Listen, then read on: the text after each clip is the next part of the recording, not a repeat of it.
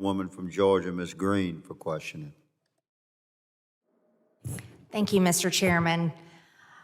In looking at the wall situation, the headline speaks for itself. DHS announces steps to protect border communities from wall construction. Yeah, I'll read that again. DHS announces steps to protect border communities from wall construction. I don't know who wrote this, but they probably should have been fired for writing that headline. That's pretty bad.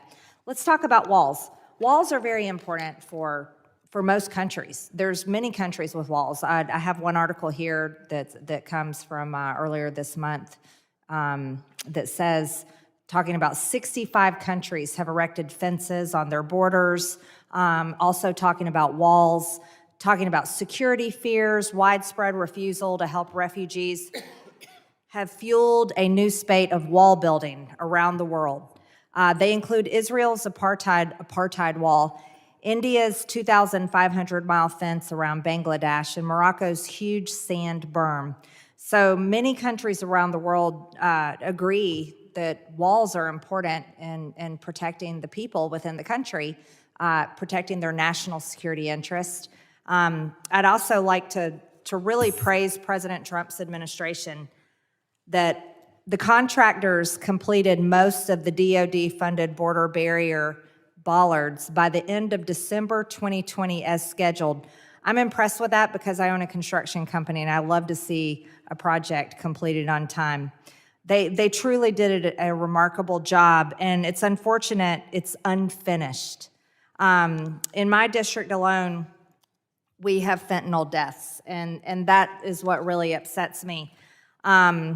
We've had many fentanyl deaths, but the El Paso sector, with the border, El Paso sector has experienced a significant reduction in drug and smuggling activities in areas where the border wall system was built. Most notably in two separate zones, apprehensions decreased by 60% and 81% from the beginning of fiscal year 20 to the end of it. So walls work and they protect people. We have 300 Americans dying a day, so I think having a wall to protect people from deadly fentanyl is the greatest thing we can do.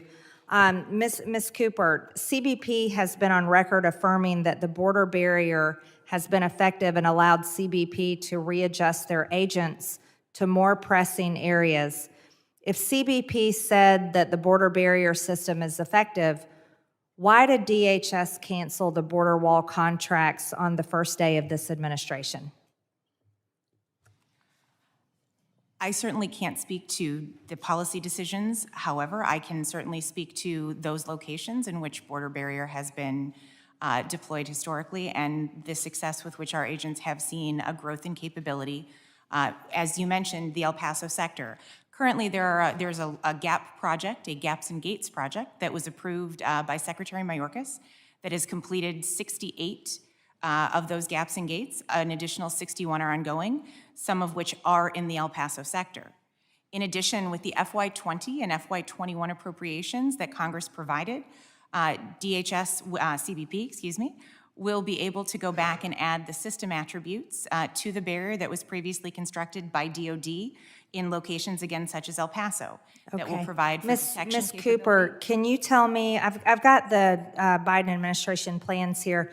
Does any of this include, these were many of the categories of things that they used the money that was supposed to go for the wall.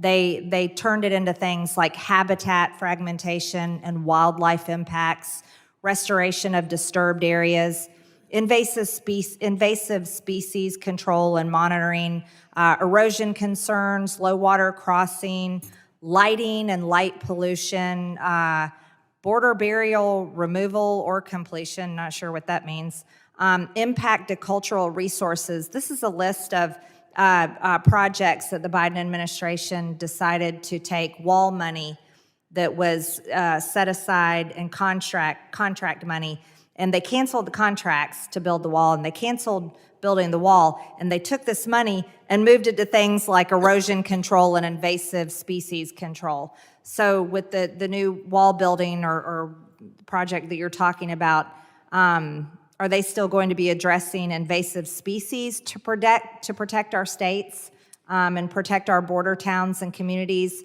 Or are they actually interested in building a legitimate wall that will stop the invasion into the United States? As part of barrier construction, for as long as I've been working on barrier programs, which is about 15 years, we have had a long-running relationship with the Department of Interior to ensure that environmental resources are considered as a part of that barrier construction.